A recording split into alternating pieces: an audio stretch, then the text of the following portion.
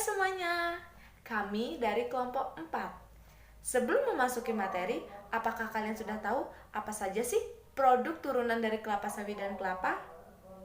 Nah, untuk memahaminya lebih lanjut, saya dan rekan saya akan membahas tentang produk turunan dari kelapa sawit dan kelapa. Langsung saja disimak videonya. Nah, salah satu produk turunan dari kelapa sawit yaitu margarin. Pasti kalian sudah tidak asing kan dengan kata-kata margarin? Apa sih itu margarin? Margarin itu adalah produk olahan yang dapat dikonsumsi secara langsung atau dalam bentuk olahannya. Margarin itu terbuat dari bahan baku minyak kelapa sawit. Kenapa sih minyak kelapa sawit?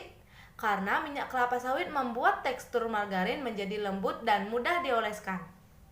Tahapan-tahapan pengolahan margarin yang pertama yaitu tahapan nutrilisasi adalah tahapan suatu proses untuk memisahkan asam lemak bebas dari minyak atau lemak dengan cara mereaksikan asam lemak.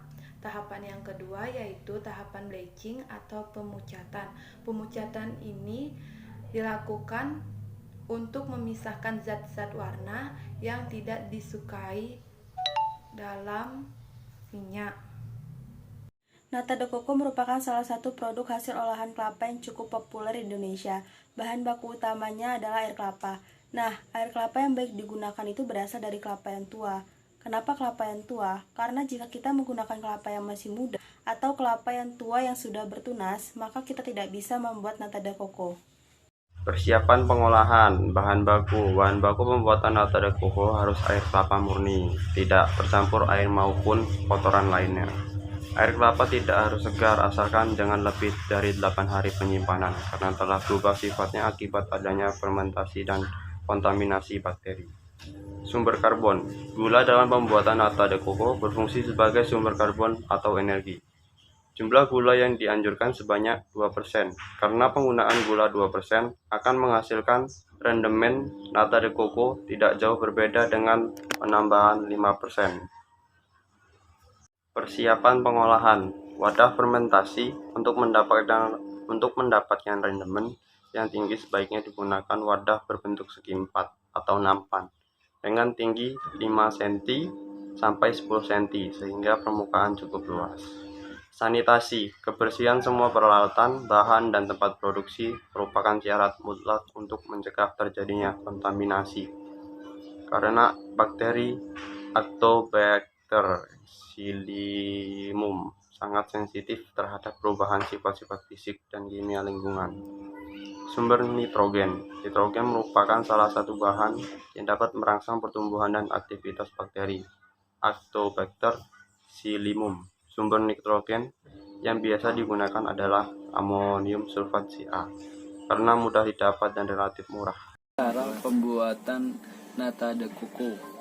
Alat yang diperlukan yaitu panci 1 buah, kompor gas 1 buah, spatula 2 buah, loyang atau baskom 5-10 buah, koran atau tali rafia secukupnya.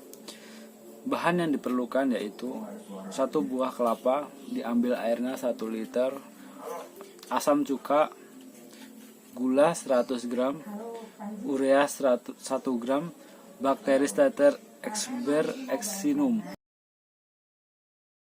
Langkah-langkah pembuatan dalam pengolahan nata de coco.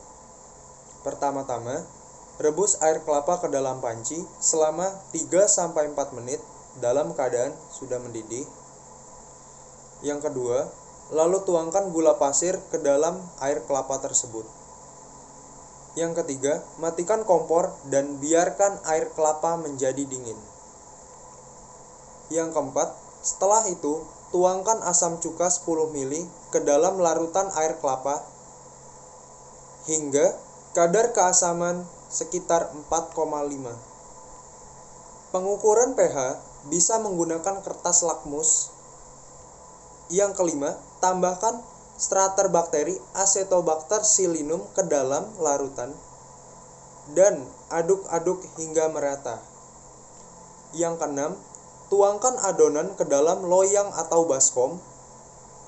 Yang ketujuh, tutup bahan nata de coco dengan koran, lalu ikat dengan tali rafia.